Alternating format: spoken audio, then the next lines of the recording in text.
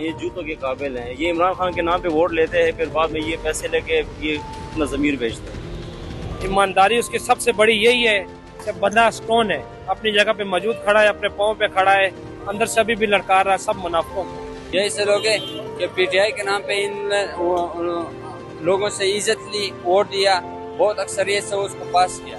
बाद में जब उसको एक मौका आया ना उसके जमीर को बेचने के, वो का वक्त आ गया तो उसने अपना जमीर बेच दिया। ऐसे लोगों को क्या कहेंगे, ये कौन लोग हैं फिर?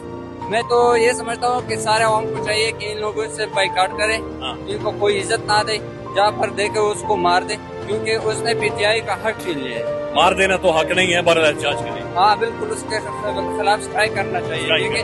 हाँ फौज ही काफी है सब। फौज का इसमें क्या इंटरेस्ट होगा? भजन हुकूमत ही उनके बगैर नहीं आती। जज भी भजन कठपुतली हैं।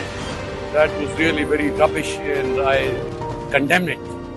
इमरान अहमद खान न्यासी, He is a person of charismatic personality, a man of words and a man of courage, a man of strength. I tell you, nobody can deny it. सब लौटे हैं, फौज की करती है सारी, फौज चला रही है, वो चल रहे हैं, फौज की मान रहे हैं।